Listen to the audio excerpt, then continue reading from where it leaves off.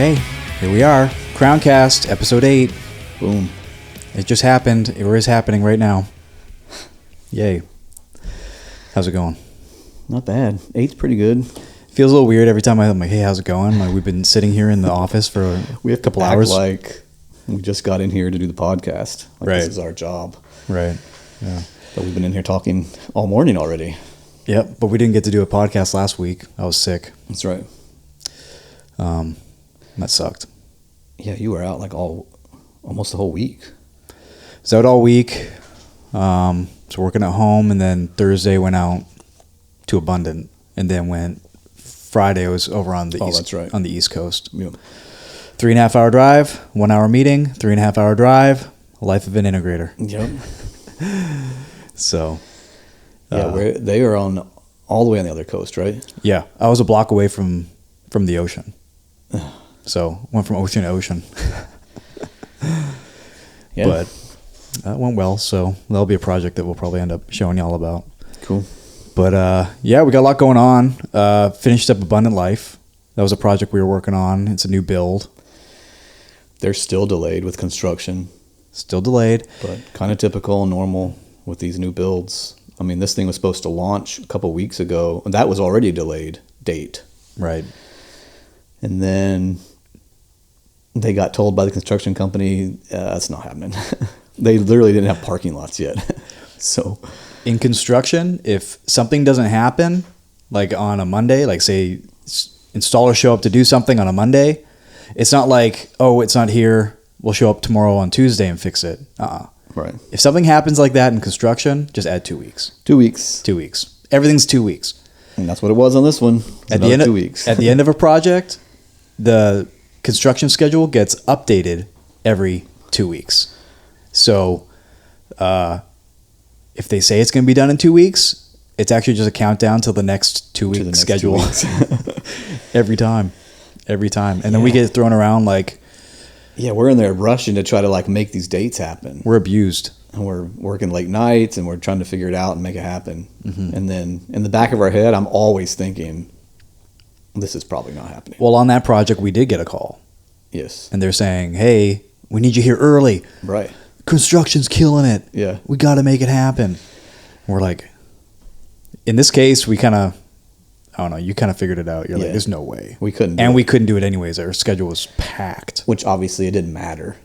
And then Because the whole thing's delayed anyway. It ended up not mattering. Not only were they not early, but now they're weeks late. Right. Pretty typical though. I don't know if it's just the construction world. I don't know. Yeah. It's always been like that. Yeah. We have rarely, if ever, hit a date on a construction job. Not us. I mean, like the construction company. Yeah. It's almost always delayed. Right. They just built it in, or it's just part of that world or something. I don't know. Because we'll have meetings with the pastors in the church, and they're like, "Yeah, we're launching on this date," and I'm always thinking, "There's no way. There's no way. I know. It's not happening." Well, because we're in at the end, Maybe that's it. Yeah. we know what it's supposed to look like. Right. So we're so used to coming in at a certain point and looking around and going like, okay, yeah, here we go, ready to finish this up, and looks like they're ready to go. But they don't know. Like the clients don't know. This might be their first project. Right. They probably do one of these once every 10 years or something. Right. Build a building. Right. Well, we're doing them every week somewhere. So yeah.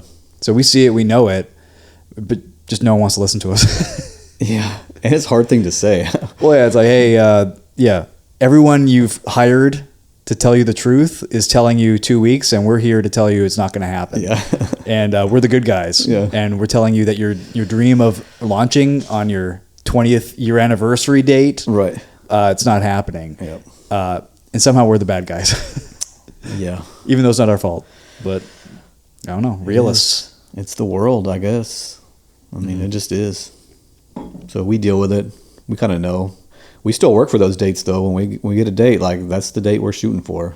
Yep. And we'll be there and work late and make it happen. Right. But most of the time, it doesn't happen. Well, we're set up for that because we know we're always in at the end. Right. We're always up against a launch date. Right. We're part of the launch. Right. So we're part of that. Other trades, they're just on a site for maybe a year Right. doing work. They're just an electrician that's their life. Right. There, they've been there for a year. They have a trailer in the back. It's like their second home. They live in there, And so for them, it's just showing up to work on another Monday. Yep. They don't even register that it's like, oh yeah, our launch is in 2 weeks. Right. They're like, back to work. I've been here for a year doing my thing. Yeah, launch means really nothing to them. They just have a project they need to finish, and Yep. typically, I shouldn't say always, but I know. Typically. Yeah. Generally, these That's people the don't case. think the same. right. So, next week, we'll try and do a pod. I don't know. Well, I'll be out of town. Yeah. We'll try and do it. Infocom. If y'all are at Infocom, hit me up. We're walking around, chatting, schmoozing. Vegas. Vegas, baby. Yep. But yeah, today we're going to go over a project that we just finished up. Actually, it's kind of like 3 projects in one. Yeah, multiple tiers. Different projects for the same client, but we're just going to fart them all together. Smash them together. Yep, smash. So we are going to be looking at, what is it? Tell us about it a little bit. So this is a church up in Lakeland, First United Methodist Church of Lakeland. Yep. And they are an old church, been around a long time, been in that area for a long time. Different parts of that building are old, really old. And their auditorium is, or sanctuary, whatever they call it, is very ornate, very aesthetically pleasing to look at. It's what you would think of, like if you weren't a church person and you thought of like a church building, you'd probably think of that, like almost a cathedral type building. Yeah. Long, narrow, super high with the arch at the top. Right. Wood and plaster stuff, very ornate. And so they had asked us to come in and see if we could somehow do basically like room lighting in there, which was a difficult thing. We'll talk about it as we get into it, but that's how it started, was that room. They wanted some lighting in that room. And then it grew. Like you said, we ended up doing kind of 3 phases there. We did the big sanctuary room, and we did lighting, mostly lighting in there. And then we did a contemporary room that they have in the other part of the building, where we did more, it's more set up as like a contemporary type service, I guess, Right. lights and sound and stuff.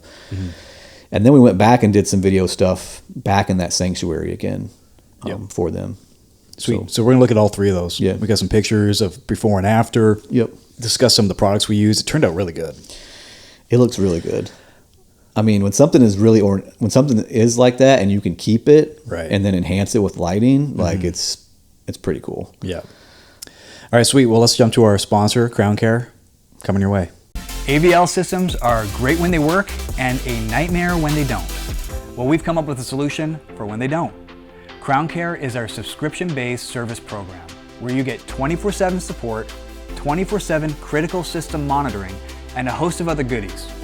If you're interested in Crown Care, please give us a call or contact us through our website.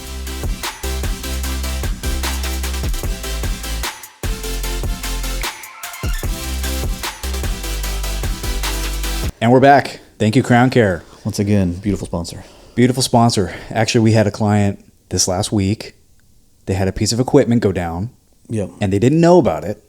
And they went into an event, and the piece of equipment was in a weird state. Yeah. Something weird happened to it. And it was with audio. And they thought they had good audio, and they could hear it and everything. And then during the event, it just went, I don't know what it Just bleeped out, just gone, and weird digital noise and yeah. all that scary stuff as an integrator or a production guy that you hear. And you're like, oh crap, what in the heck? Hashtag pissed. Yeah, exactly. Yeah. Console's dying or whatever. You don't know. Right. And so their event was ruined. And we came in after the fact to try and figure it out and help them out. And we discovered that there was a power blip in the middle of the night. Right. That made this piece of equipment, it wasn't on a UPS, so it just kind of went funky. Yeah, probably lost power for a little seconds or something, and then came back and Yep. loaded something weird. Somehow it was still passing audio, but Yep. not correctly. And And this is a customer that does not have Crown Care. And we've talked to him about it. yeah, And I had to send the email saying, hey guys, if you had it, if you had it, as soon as that piece of equipment went down, 4:30 a.m. our team gets pinged at 4:30 a.m. Yep. And we go, what the heck is going on here? And we either reboot it or fix it up, or at the least let you know, Yeah. hey, something's going on site. Right. You might want to check it out before you jump into an event. Right. So, Crown Care people, I'm telling you, you don't think you need it until you need it. And if you don't have it, you don't got it. That's right. So get your heart right. Crown Care is here to help you. It's not like it's like, making our lives Right. amazing. Yeah. It's pretty complex for us. We're doing the hard work here. We're doing the hard work. It make your life easier. But anyways, Let's jump in. You want to? I was trying to think of a word to say there. I couldn't figure it out. So dumb. I regress. I shouldn't have said it. It's all good. Okay, here we go. Whatever. All right, so First United Methodist Church, Lakeland. We're big in the Methodist Church. Just came through the Methodist Church ring. There are people. We like them. We came in early. We came in a few years ago in a church, and like we said, it's kind of just filtered through, and we've done a lot of them. We take care of them. We like them. I like them. They're great people. So this is the room. Boom! Look at that thing. This is it, man. Very ornate, very old school. Stained glass windows on the sides. Yep. The columns. I forget what those are called. I learned that in humanities one time in school about what those columns, that form of architecture is. I can't remember, but arches. They are arches. Typical arch. Yeah, I mean, and look at the whatever that coffered ceiling. Is that what those are called? I mean, I'm not sure. All the work. It's beautiful.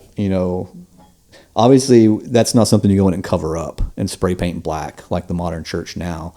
Right. That you save. Right. And so that's the main room before. And they had some lighting in those troughs above. Fluorescence. Some were out. It wasn't pretty. They had no control over it except for on or off. Yeah. And then they'd flicker like fluorescents do.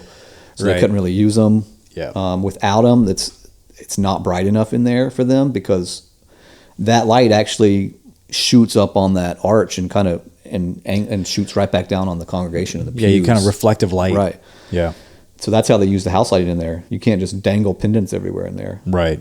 So that's their house lighting, and then the stained glass windows aren't enough light for them during the day, and if it's cloudy, it's even less. So, that was their issue.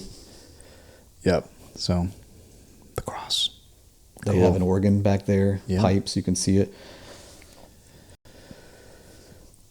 Yeah. You can see the height there. Yeah, that's Austin. He's a tall guy. It's a big room.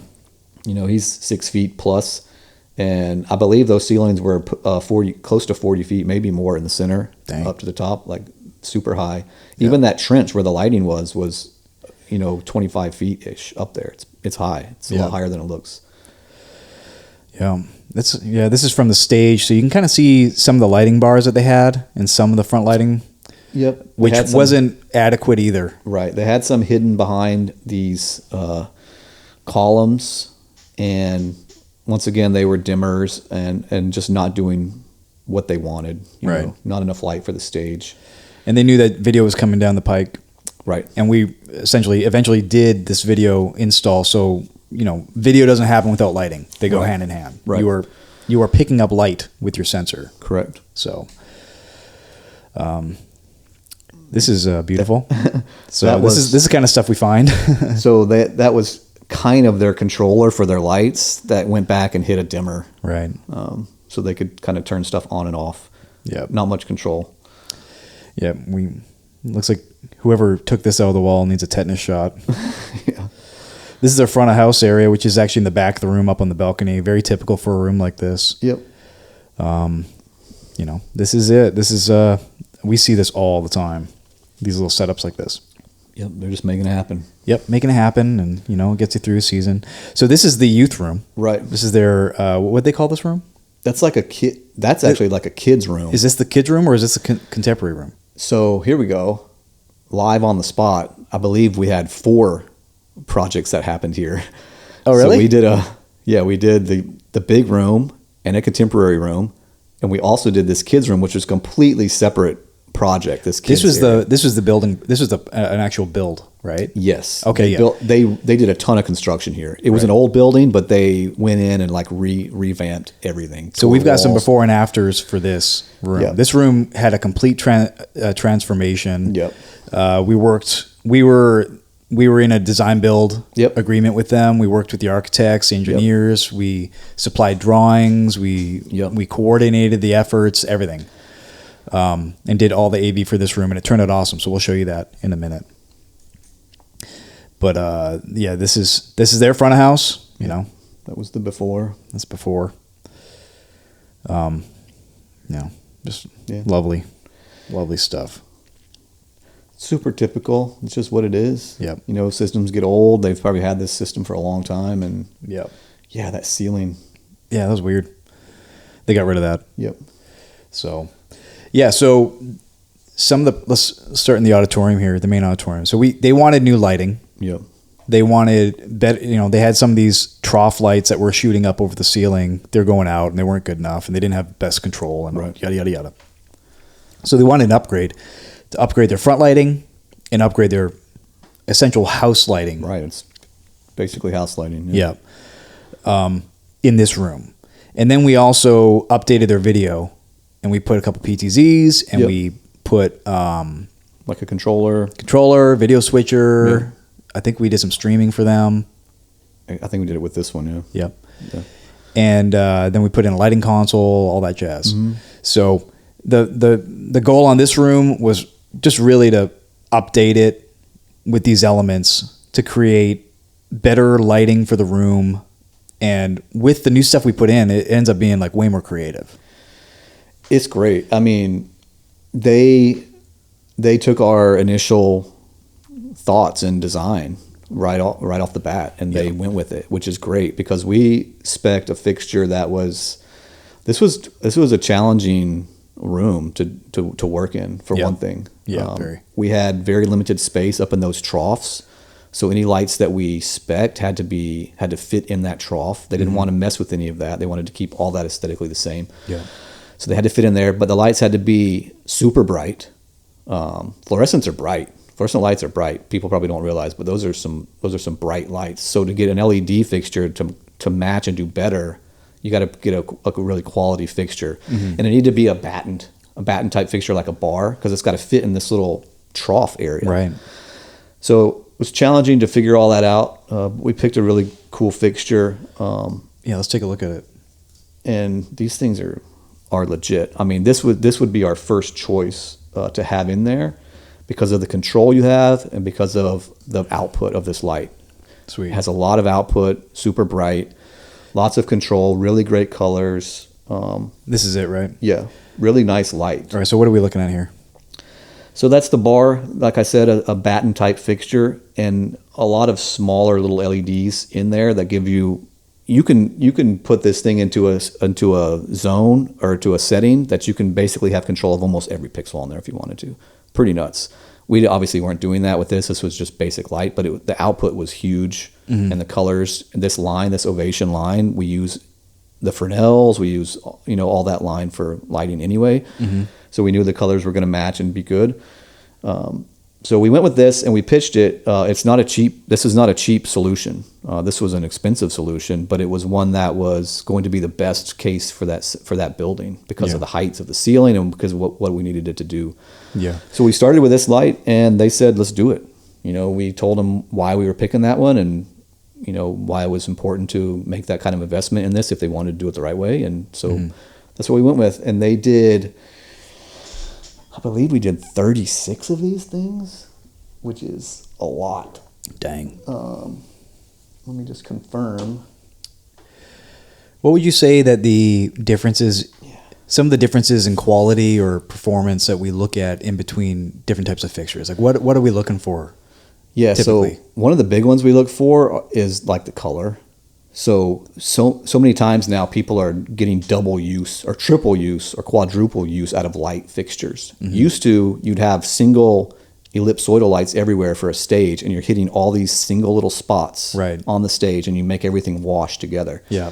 Now you can do less lights and the lights do a lot more. They don't just do light, they do color. So now you're not just using it for a front light, you're using it for, stuff for your worship service or whatever to create an environment, change colors, do all this stuff. They can strobe, they can be like an eye candy kind of thing and everything. Yeah. So we try to find lights that, hit all those qualities and have all those different kind of features so that they can get as much use of it as they can. Right.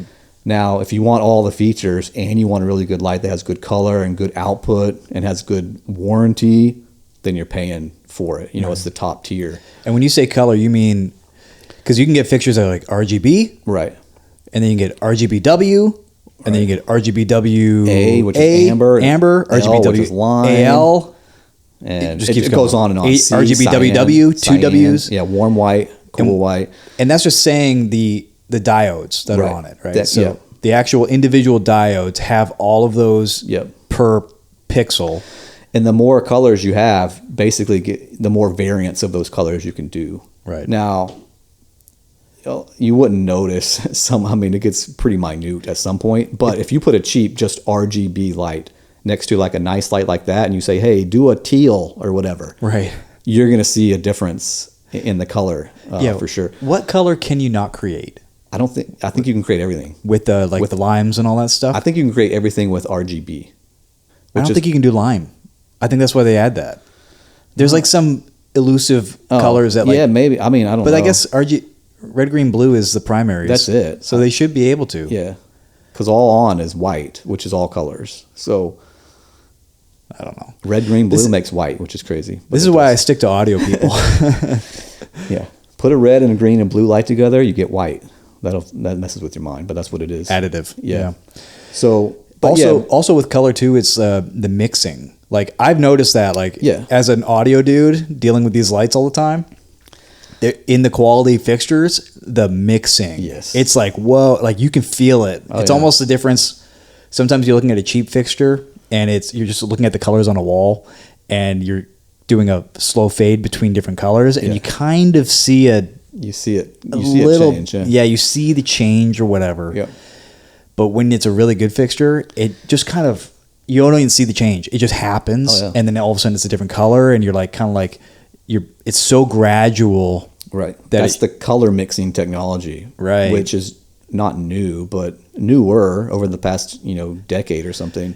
It reminds me of like a cheap DJ setup. Right. And the lights are just like, as they change colors, it's like versus like a Disney where you go in there and just everything that it never distracts. Like if there's colors changing, it's so gradual and the steps are so fine that you don't even see the changing. I love that. Yeah, that was a big change when they started putting that technology into moving fixtures, LED moving fixtures, which were typically just white lights in a color wheel. Right. So then you really see a change because you're flipping a physical wheel of color. Right. So Oh yeah, that sucked. Yeah. That was never a good look. Right. Turn off the light, turn the gobo, turn on the light, or else you see shing, shing, shing. I'm like, who thought of that technology, man? I mean, but that got you out of using lamps into LED world. That's what it was. I mean, that's true in gels. Right. Faster than going up on a ladder and changing a gel and burning yourself. That's the progression of it. That's where now it's like, this color mixing is so good. The colors are so good. It's pick whatever you want. All right. So that was the top lighting, and I'll show some pictures here of 36 of those bad boys. So what's that? 18 on each side. They were basically butt to butt along those whole edges of the wall. Right. So a lot of light up there. These were the front lights. Yep. Another fixture from Ovation. Yep. Or the Ovation fixture. The Ovation line from Chavez. Yeah. These are nice lights. And the cool thing about using this line is that, like we said before, the colors match. They all match. So if you hit a white on your ceiling, on your front light, on whatever Kelvin you want, you put it on to whatever temperature you want, put it on. You don't have to change anything. You don't have to. Correct. Or it's supposed to look the same, and it usually does. Yep. All right. So those are the front lights. The Maverick line goes hand in hand with the Ovation line. So these are like their moving fixtures.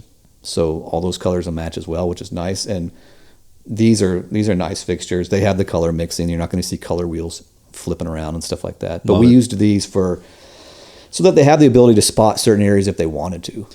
Yeah, we've been putting some movers on front lighting everywhere, just in case it's like a get out of jail free card. Right. They can, our lighting's not perfectly, the static lights aren't in the exact spot they need for a special event or something like that. Right. All right, we'll just turn this puppy on, turn it into a spot, and boop. Then you have it. Yeah, so this is a profile. So what does that mean? It just gives you the ability to have a tighter beam. Think of it as like Think of it as almost like a spot, but skinnier, and it usually typically has gobo wheels in there, so you can put cool shapes and stuff, on the stage, or if you have haze. See, I'm just asking for the audience. Oh. I'm not even listening to what you're saying right now. I don't even care about lighting. I hate lighting. This is not a big wide light that you're going to get a bunch of throw from. This is a more dedicated spot type of thing. So, yeah, look good. Yeah. And then the other room, in one of the rooms, we did some house lighting. Yep. And we used this puppy. Yep. The ChromaQ Inspire Mini. These are great house lights. Yeah. This was the pioneer for LED house lights right here. This company, they came out first with the pendant house light. Yep. And churches ate it up. I mean, it was the new thing. That was 12, 13, 14, 15 years ago probably at this point. I remember seeing them for the first time at Celebration Church. They were one of the first people that had them. Yeah. And blowing everybody's mind. I remember being at the conference. Yeah.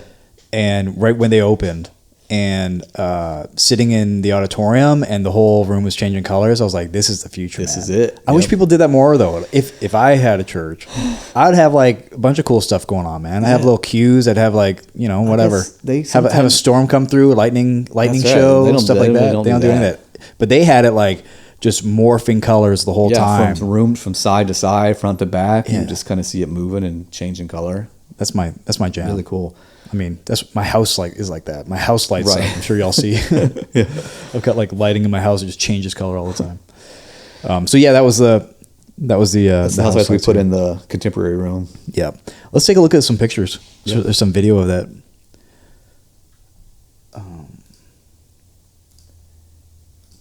So this is going to be a quick walkthrough of this area, and we can see a lot here.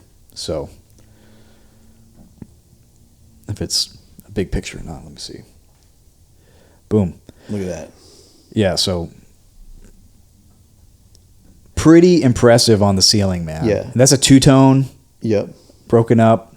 And you can see, I mean, look at the color on the walls. Those lights are shooting up in the air. They're not even shooting at those walls, but that's how much it's reflecting off that ceiling and back down to the pews. Yeah. So they can use this, and this is a color, which is hard to get bright. So right. You turn that white, it lights the room up. Like, it works really, really well. It works exactly how we thought. I've got some pictures. Yeah.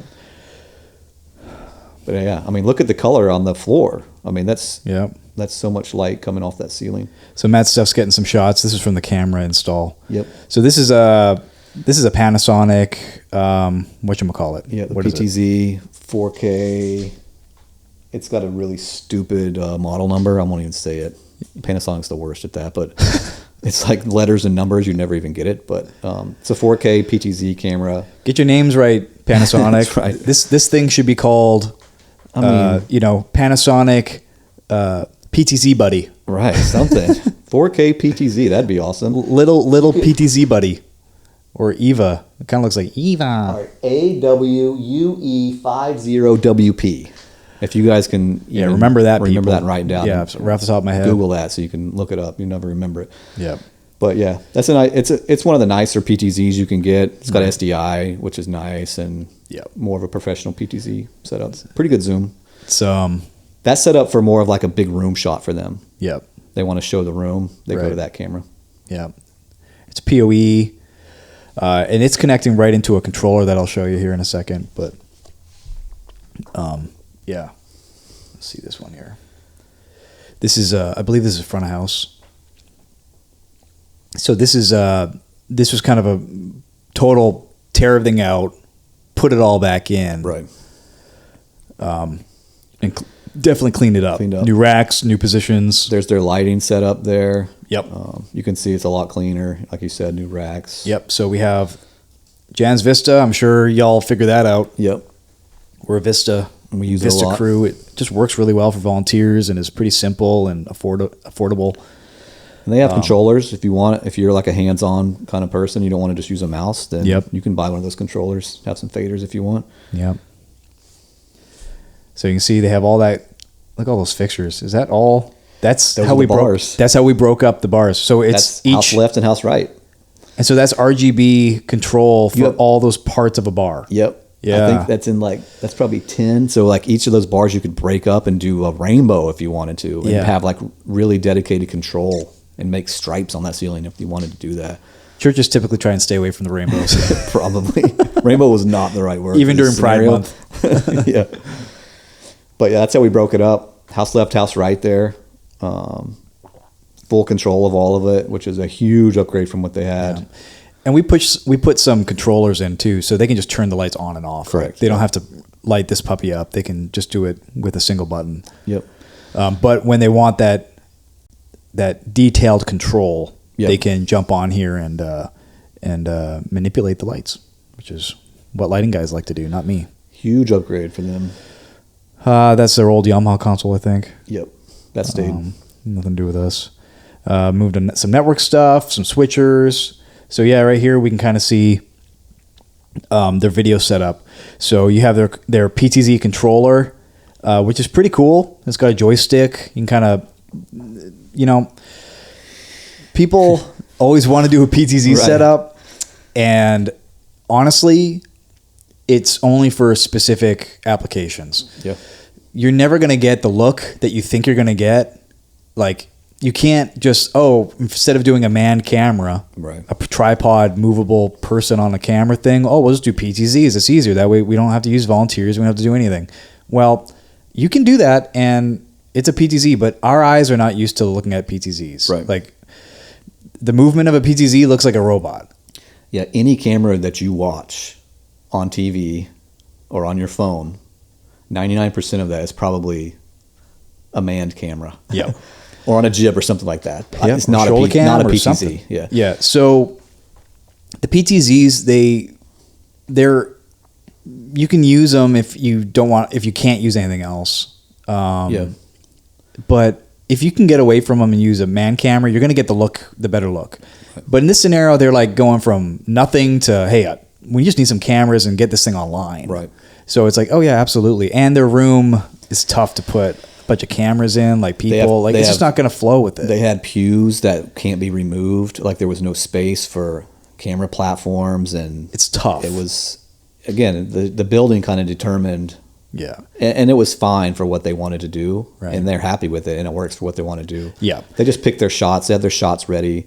You're not zooming and making these sweep shots with your PTZs. Like Yeah. it'll look weird if you are. Yeah, it's not like there's some dude on this thing with the joystick and like someone's talking over here and he's like shoo, shoo, Yeah. shoo, and it's going perfectly. It doesn't work that way. But with this controller, you can kind of save positions, Right. and save your camera shot positions, and then like just click through them and use the joystick to kind of Right. dial them in, whatever you want. dial them in and focus and whatever else. So it works really well. But well, I guess just some words of wisdom there. A lot of people think you can just get the same look with a PTZ. Unfortunately, you can't. Yeah. So in this scenario, a PTZ worked great for them because of their scenario. What were they going to have a guy with a mobile rig on this stage, like what, getting up in the pastor's face? Like Right. it ain't going to happen. Didn't make sense. It doesn't feel right. Yeah. So discrete, small little cameras in strategic places in the room Yep. gives you this look. So they did 3 cameras. Yep. But then they get their graphics in, then they can do Right. lower thirds, they can do all that, the Right. graphics, all that stuff, all in one place, all off this Blackmagic switcher. Yeah, and they have a good I mean, I don't want to call it a product, but a good end product, I guess, of Right. the service that they can put out online. Mm-hmm. And since they did the lighting well, it makes those PTZs look even better for sure. Yeah. Had they not done lighting and just done those PTZs, it would have been a different story for sure. Yeah, It would right. have looked. So yeah, this is the whole rig there. Yep. So you can see they had the ATEM software above. You can do audio there. So all that audio goes over the SDI lines. And I mean, it's not really usable here. This is not the scenario that they're using it, but it's kind of cool to see all the different control they have on those ATEMs. So I can show, well, let's jump into the other room then a bit, and then we'll go back and show like the complete product. Yeah. So the other room, this is the construction of the other room. So that the room with the weird ceiling, and this is their old youth room, right? Right. So this is during construction. I mean, I'll show this just because some weirdos out there might like it. But I mean, that's what our sites. Yeah. I say our sites, but that's what we walk into all the time. yeah, there's a stage. We're supposed to go in there and set stuff on the stage, and it's loaded with wood or construction materials or whatever. Right. You really got to use your imagination sometimes. You can see the ceiling was removed, which is nice. Yeah. They gained a couple feet in there by removing that ceiling and painting it black. This is a bit of a mess that we cleaned up and fixed. Just some IT stuff in the back. So yeah, this is like, hey, Crown guys. Yeah, the place is ready for you. You show up like this, you're like, we're launching in a week. There's a full-on air conditioning unit sitting there in the middle of the room. It's not anywhere close. I mean, I wouldn't be surprised if some GC was at this point was like, Crown's holding us up. Yep. We're ready to go, but Crown's holding us up. I mean, look at that AC duct. We fought this place for this. Once again, we're always in a battle with the AC on their ducting, and we were actually brought into this project way late. Yep. They were in construction. And then they're like, oh, hey, can y'all help us with this? And we're like, okay. It was too late. And then we had to do drawings, and they had to modify things and get power in certain places, give us conduit. Like, we didn't have as much control. Like, this stage would not have been this way if I had a say in it. But whatever. It was the way they wanted it. And then at least we got in and got some power and conduit and some items in so that we can make it work. But yeah, AC had to remain. We had to work around that big ducting. Oh, whoa! All right. That's that camera. That's that center camera. Okay, and that's Matthew walking around. Looky, good old Matthew. Yeah, walking, and he's not jumping or going crazy. He's just walking up there. But that's how much movement. And he weighs 90 pounds soaking wet. So, yeah. So yeah, I don't know why that's in there. But yeah, so that's a shaky cam, and that's a special effect that you can get if you walk around on their balcony. We're actually going back to move that. We used a ISO pad.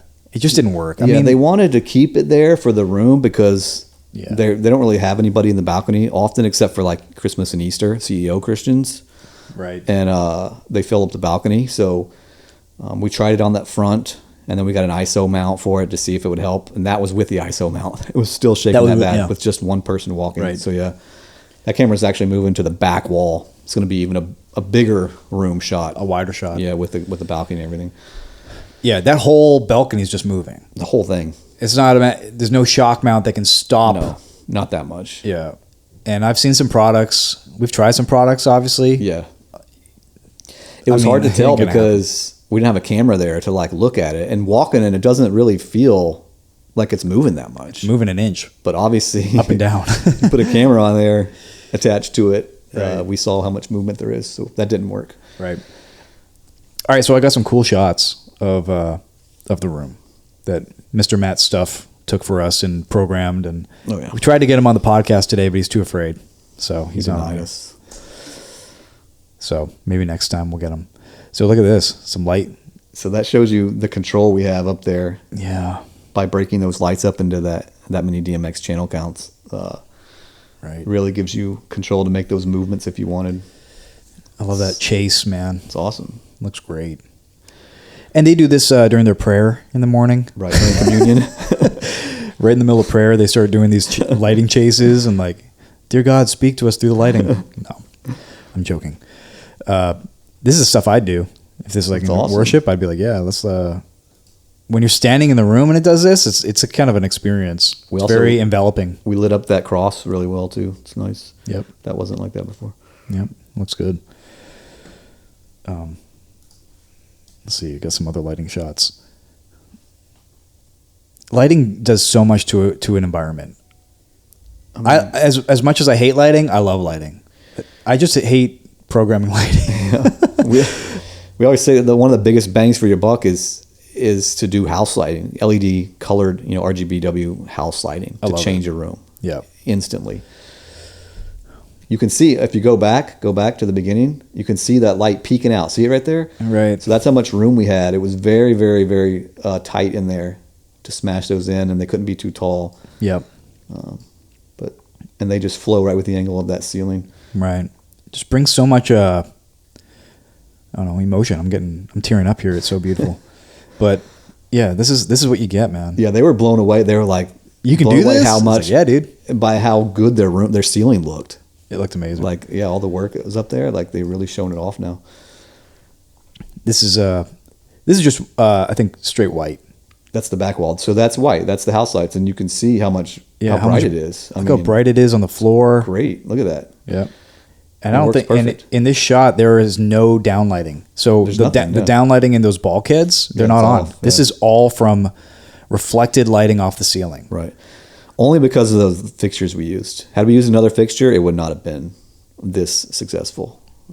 Thank you, Mr. Chavez. But they went for it and did the big boys. Yep. Look really good. And here's a cooler white, I believe. Yep, a cooler white. Looks like outside now. Almost looks yeah. like windows, right? It's probably close to sunlight, Yeah.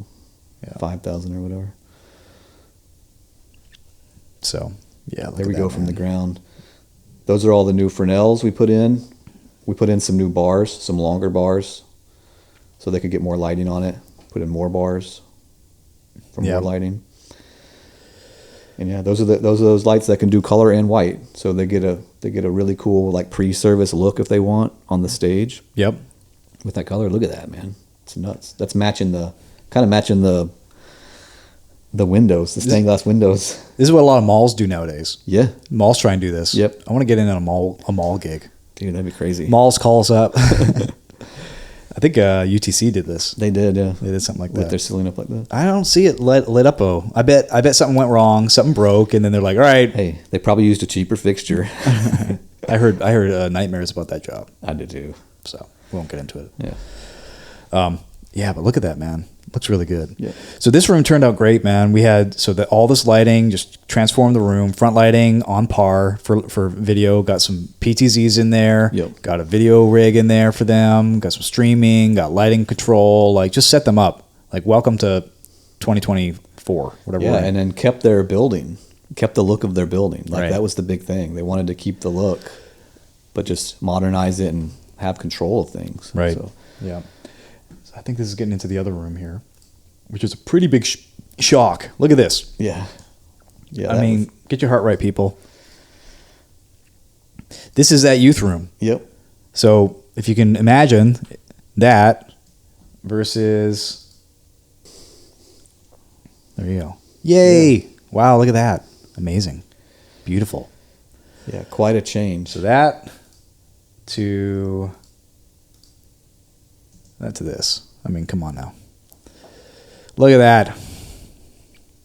Beautiful. Yep. So there's a little bit of acoustics in there. I don't know if we even did that. I think that didn't was do something it. they brought over. It was honestly kind of weird stuff too. Oh, was But, it? Yeah. Okay. Well, we didn't do that. So, but Probably we did front lighting. We did the lighting over the stage, Yep. House lighting. house lighting. Those are those chroma cues. Yep. Cleaned up front of house, gave them a new console, I believe, and networked it all and all that stuff. And we did a PA in here too. Yep. So we did. Let me see here. Yeah, we did L-acoustics. Yeah. Yep. So there it is. That's the X12. I believe so. They were the 12s, and we did like the little 15 sub, or maybe the 12. I forget which sub we did. Little small subs. SB15s. Yeah. Yeah, two SB15s under the X12. So two X12s. So these are like this is like their version of just a small, point source. Point source kind of setup. But it's powerful. It sounded good. It sounds Like, great. It's a small room. Yeah. It sounds really good. Yeah, it fit the room well. Yeah. We had to get a smaller type speaker like that because of the ceiling heights in here. Like they gained some height when they ripped the ceiling out, but it was still pretty low in there. Right. Yeah, it was hard to fit everything in. Yeah, like you could, even with these, I think I can reach up and touch the bottoms of them Oh, really? on the stage. Yeah. Yeah. Pretty tight. Yeah, and this could also be a floor wedge, these speakers. Right. Stephen Furtick, That's right. Famously- the famous speaker or the famous picture. laying down on one of these as a floor As a wedge, pillow. like with the microphone, like literally Yeah. right into Pointed the it thing. with no feedback. Well, it's probably not on at that point. Yeah. Well, acoustics Engineer's grab like, that for sure. All right, he's laying down on the speaker again. Turn off the speaker. Yeah. So yeah, it looked really good. Had a projector screen there. Yeah, we reused that. That's why it's white. Yeah. We wouldn't have done that otherwise. But yeah, this room turned out great.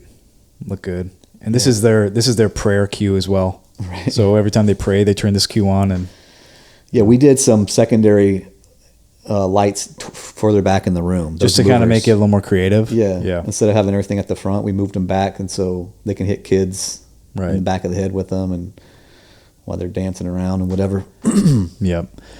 You know, cute little room. There's a little subs. You can see them good there. Dude, how'd they not get these doors black? Unbelievable. That was a big thing, man. I know. We completely redesigned this stage and showed them it. Yes. And they said we can't do it. Yeah. And we're like, okay, I guess you're gonna roll with what you got. I believe they eventually put some curtains up that covered those windows. Yeah. They had an interior designer on this job too that was like super involved with aesthetic things. And we ran into them a few times on this project with things like the curtain and things that are black and that kind of thing. But see no evil, speak no evil.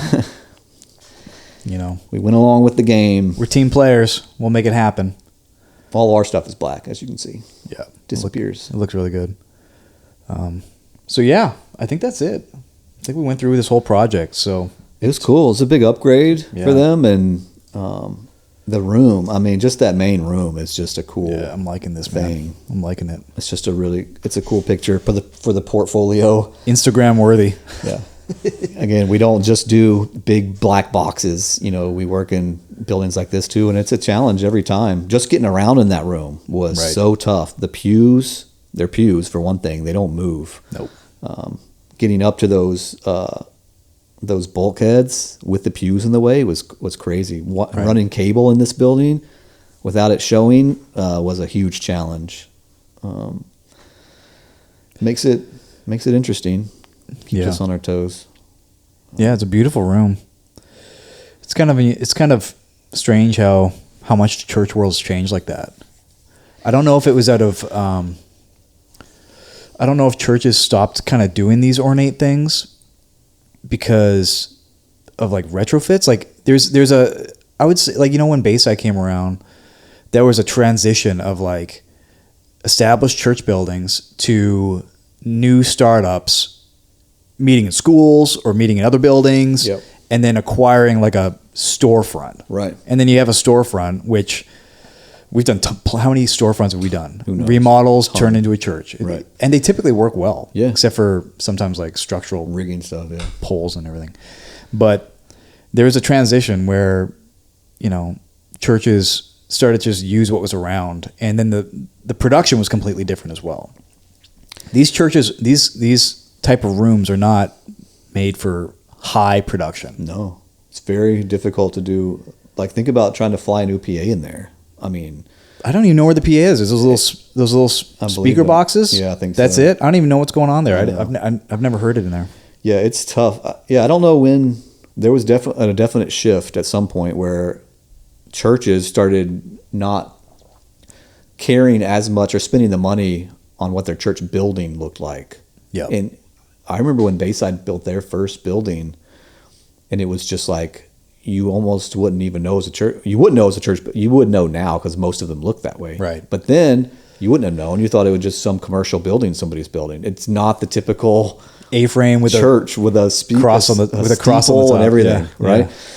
So they went away from that, and now they use the production to point your eyes and ears to a certain place in the room, Right. the stage or the platform, Right. and have everybody focus there instead of on, you know, ceilings and columns and all that. Yeah. I guess it's kind of a callback to, you know, the church for the last couple hundred years, like the cathedral and Right. like, you know, Europe, all the different locations in Europe, the churches and stuff. They're so ornate, and you just, I mean, you had like the world's best artists drawing that stuff, painting that stuff. Yeah, It's wild. we didn't have LED lights to shine on things and turn them colors, so No. they had to be pleasant to look at. That's why they did stained glass. Yeah, trying to create the colors. Yeah, everything we do, this is the new age stained glass. Right. This lighting is the new age stained glass. Yeah. Yeah. Now it's black everything out and just give me some color to like shoot on things. Yeah. That's what it is these days. But it is fun to work in these rooms like this. Yep. So, epileptics, beware. We're out there. We're out there making it happen. The church I was in yesterday was at a Baptist church, checking out their PA. Oh yeah. They want to do a PA upgrade. The room is wild, man. It's a big big room, Big Baptist church. big Baptist church room. I wouldn't say it's like this, but it's kind of in the same world. Once again, it's like hard to get to anything. I think the ceiling peak is like 50 feet. Huge.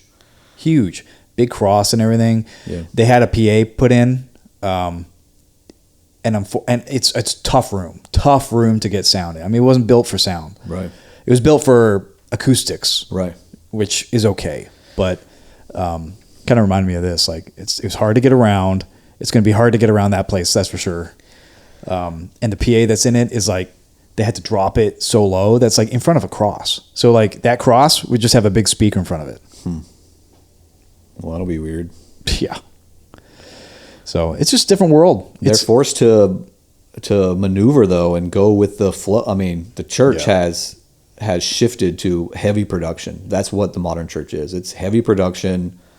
It's stages and lights and big bands, and that's what it is. Right. If you have an old building that's not built for that, but you want to stay with the times, then you're trying to outfit those buildings that way, and that are not meant to have those things. Well, we got to think about the world of large PA systems. It's only, I mean, when were the first, large format PA systems put out? Right. I remember hearing stories about the Beatles playing a big gig in somewhere. I'm so bad. I don't even. Yeah. Playing a huge gig, and they didn't have a PA. So remember, they couldn't even hear themselves, and everyone's cheering, and no one could hear, and they just pretended to play because they couldn't even hear themselves, and no one could hear them. They just loved them. They're like, the Beatles. Right. Just not enough. And then you think back to like Woodstock and their PA systems, or the famous Grateful Dead PA, where it's just the wall of sound. Right. They were onto something actually there. They were onto something. More speakers. We need more. Yeah. That's the way to do it. And they hit. I mean, until the line array came around, that was the way to do it. Yeah.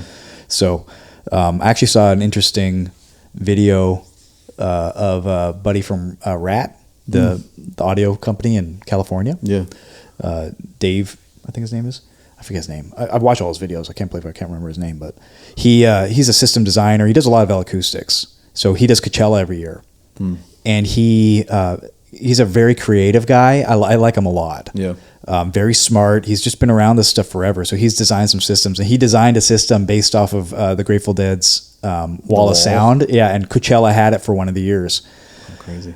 Then the line array came out. L Acoustics put out like the first kind of line array, essentially. Yep. And he just jumped on board with that. He did a Coachella one year with two line arrays side by side, and then side by side. Oh, weird. And his methods, it's a really great method. Is he will put only certain sources in certain speakers, which makes complete sense. So he'd have two PAs right beside each other, but one was doing like drums and vocals, and the other was doing other things. And so then if the sources are different, then there's no phasing in between them. Yeah. And he kind of worked that out with floor wedges too. So instead of trying to put everything in one single speaker, he made a box that had multiple speakers. Yeah. And he'd send like the vocals just to one of the speakers. Right. Now that's pure. Right. It's not being combined or anything with any of the other sources. And then the other speakers in the box would be instruments and whatever. But he showed some pictures. He went through all his different Coachella PAs, like from early on, the Grateful Dead one that he had to now he's rolling with that new speaker that they have, the L Acoustic, the one that's combined. L2 or something like that. I wish I had that post. L Acoustics just posted something that showed their transition from their line arrays from when they first started. They just posted it yesterday. I think 2 days ago, and it shows. They're like 40 years old now or something. The different ones and how it's moved, and that newest one is their newest thing. So PAs have come so far in like 50 years, 50, 60 years since Woodstock, where they were just piecing crap together, to now where you call up a rental house and you can get Meyer Panthers ready to go or whatever you need. That's just unbelievable performance. Yeah, that's a pretty huge jump in quality, in everything, and it happened in like 50 years. Well, so you got to think back to these days. These buildings, they were built. I don't know when do you think? That's way over 50 years old. This one is. So the speakers were put in sometime after that, right? But they were thinking, how do I get sound through this building. I mean, that's why they build these things a certain way. Right. Acoustically, so that acoustically it'll travel. Right. And while you walk in those big cathedrals, and they do sound like they just, you can talk and it's just, you know, it's just Heavenly. massive in there. Right. Because they didn't have the ability to do it otherwise. Yep. Yeah, it was all about those reverberations, those reflections, getting rid of bad reflections, and amplifying the good ones. So, yeah, so it's a different world. So that's why you don't see a massive line array in here. Yeah. Obviously, when they built this building, that did not exist. Right. It's not like they just had them and like, oh, these guys decided to put these cube speakers behind the arch, beams. But no, this is the thing now. Churches have jumped into production because you have lights, sound, and video. If you have and are using lights, sound, and video, audio, video, lighting, for a service, you are now putting your church up against the rest of the world. Right. And when people go to a show, they have audio, video, and lighting, and they're used to a certain quality. Right. They're used to watching their TV and seeing 4K. Used to watching their phone and seeing 4K. Yeah. They're used to going to a concert and hearing large, full bandwidth PA that sounds amazing. Yep. So if you're going to do audio, video, or lighting in any capacity, you are up against what everyone else experiences in the real world. There's a certain level you got to hit, or it's going to be an immediate turnoff from the average person that walks into a church building. Yeah, that's the thing. They're just used to a certain level these days. And that's our challenge now when we have clients come to us and churches come to us that want to do all this stuff. And we have to have that conversation with them of, you gotta hit a certain level, or this is not going to be a successful thing for you. Right. And it's just because of the world we live in. Yeah, it's almost like insulting. Like if you have a low quality production and someone's from the normal world comes in to your church and has been in the world, been to concerts, watched TV, all these things, which everyone has, they walk in and it sounds like crap, right, and it looks like crap, and the lighting's off, or it looks bad, or video looks grainy, or whatever. They just go, well, what's wrong with this place? It's an immediate negative on church, really. Yeah. It's like, oh, well, yeah, this is church. Well, look, they don't really care about things. Look at that. Oh, look, they're not trying their best here. Oh, look, this is all thrown together. If you don't have production, then they're used to that. Oh, this is church. You walk in, there's a cathedral and monks are singing or whatever. You know, that's normal. Right. But if you're trying to do the production thing, which everyone is now, because they basically have to, in some sense of the word. Well, it reaches more people. The world, yeah. What we're up against. There's some haters out there, though. There's haters. Yeah. We've seen them. We've met them. Of course. I don't know. You want to hear my philosophy on it? If it's cool and looks good and sounds great, why not be in church and do it? Oh, but it's so expensive. Oh, you're spending all that money. Hey, the people that are going to that church gave that money, and the church decided to do it. You don't have to give the money to the church. Right. You don't have to. Right. You don't have to. This is all voluntary. No one's stealing money from anyone. No one's taking it. No one's got someone by knife point. Right. And if you don't like it, then there are churches that don't do it. Then roll out. Go to a church that doesn't do it. Don't be a hater. Go find your own thing, dude. Right. Some of us want good sound. Some of us want good video and good lighting. So leave us alone. Don't sit at a church and complain about the production and just be there. Right. Go somewhere else if you don't like it. That's what I say. Yeah, there's different flavors for everyone. Yeah. But it really comes down to if you're going to do it. If you're going to do it. You have to do it right nowadays. Otherwise, people are going to call you out or they're just going to think badly of you. And it's weird, but it's true. It's just true. Like, oh.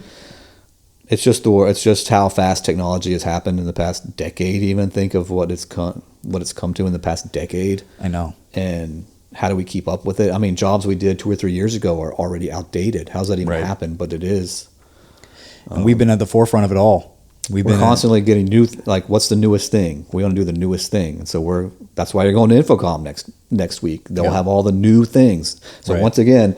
Oh, here's the new thing again. Holograms. Yeah. It's like, what's the next thing? I don't know how many churches have asked me about holograms. We've been asked. They're like, hey, I heard of some Tupac thing in Vegas. Like, can we do that? I'm like, I don't think we're there yet, guys. I don't think you can afford it, dude. Yeah, hologram pastor walking around at locations at campuses. Well, Randy tried to do. We did that. Yeah. I mean, we've seen it. There is a company that kind of does it. Right. You got to have the module thing that's sitting there, but Yeah, it felt a little wrong to me. yeah, when it's I not. saw it. It's I was not like, there yet. It's not there. Oh, I can't lay my hands on you, but just touch the glass, and I'll pray over you. It's like, this feels weird. I don't think they did that, but I'm just saying that would be funny. Yeah. But yeah, this is this is the world now. This is and it's a great thing. We have these senses. We have our vision and our hearing, and man, great sound is inspiring. Great audio and being immersed with lighting, it's a thing, dude. So I'm for it. I'm for it. I mean, yeah, I love it. Most of the world does too. There are obviously haters, but those are few, I think, compared to the people that do like it. Right. And it's just what we're used to. Yeah. It's what we're used to.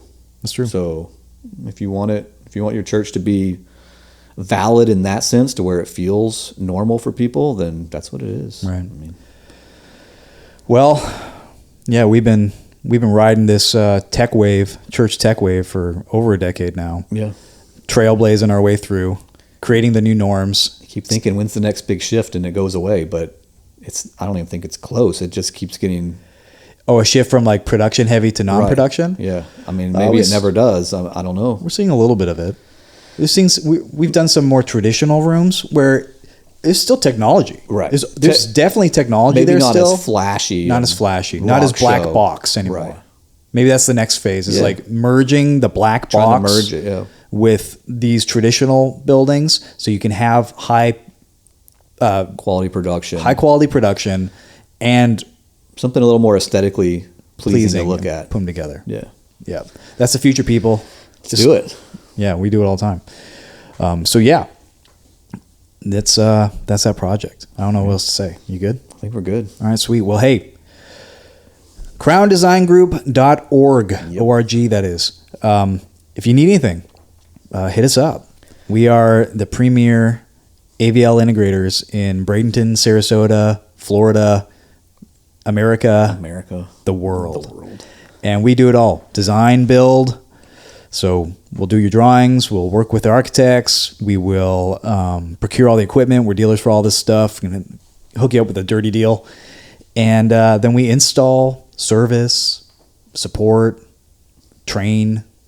And then you just get to hang out with me too and Ben, which is like, it's a secret line item. Yeah. On-site day to hang out and go to lunch. That's right. Free lunches. If you need anything, let us know. We love meeting with new people and talking projects and just dreaming. We're super creative here. So our team is, they're the best. Yeah. Very creative. They know what they're doing. They I won't say they like challenges, but challenges sometimes bring the most out of them. Yeah. Either in like, okay, well, hey, we have this room and these are the parameters. You have to be creative to kind of put that whole thing together or to design something really cool for that under those parameters. Right. I like that stuff. Right. And we do it really well. So if we can help, we'd love to. So give us a call, www.crowndesignGroup.org, and we'll take care of you. Yep. And then we also have Crown Care, which we talked about earlier. And what's that website? crowncare.help. Go there, get all the information you need. We have monthly subscription packages, which are the best, by the way. We're watching your stuff 24/7, like we said. Can help, point out things that happen in the middle of the night, like happened with that church we were talking about earlier. Oh, yeah. And then also, big note, we can help you on the weekends. So Sunday morning, you have something crazy happen, piece of gear goes down or whatever's messing up. You can go to crowncare.help. We'll call you back within, 20, 30 minutes. Sometimes it's even sooner. Most of the time it's even sooner than that, but as fast as we can to help you through it. And that service is available a la carte. You don't have to be a monthly subscription person. If you don't have it, you can go on that website and get help anyway, but we would suggest the monthly subscription is the best way. Yeah. Helps us monitor throughout the week and everything else. Yeah. We can usually find a problem before it's like, before you're like about to start using the system, right? which is the win. Yeah. So crowncare.help. Anyone doesn't have to be. You don't have to have ever worked with us before, right? go to the website, emergency support or schedule support, and we'd love to help you. So we know we've been around. We've seen everything break. We've seen it all. Yep. Can't promise we'll fix it, but more than likely we've probably seen it. We've probably seen it. We're like, oh yeah, that's that. So do this. Yeah. So hit us up on social media stuff. Like and subscribe. Tell your mom. Tell your kids. Podcast is on Spotify now. We're gonna get it on iTunes. Yeah, we're gonna get it on iTunes. Apple's a little more, I don't know, red tape, but it's getting there. My daughter texted me the other day. She was like, "Hey, I just subscribed to your podcast." That's the one subscriber we have now. Yeah, pretty much. So my daughter is a subscriber now, which makes me feel happy. Well, there you go. Love you, Ella. Also on YouTube, you can watch us on YouTube if you want to do the video thing. Spotify too, it's video as well. Oh, really? Yep. Oh, dang. Sweet. Video on Spotify. Yeah, like and subscribe. Tell the world. We'll do some more podcasts next week. I'm going to go to Infocom, get a bunch of cool stuff. We'll talk about all the fun stuff I find. New stuff. Yeah, I'm going to new things. I'm going to the Sphere. Yeah. So I'll take some video and stuff. It's pretty wild. We'll do a Sphere review. Yeah. And try to sneak backstage. Try to sneak in front of house. An Audiophiles Sphere review. Yeah, that'd be cool. I'm sure most people are like, "Oh, look at the video! Wow!" Yeah. I'm like, I'm there for the sound, bro. They all know the big emoji ball on the outside. They don't even know what's inside. Yeah, probably the big theater. Yeah, the inside is nuts. All right, love y'all. Cool. Peace out. Peace.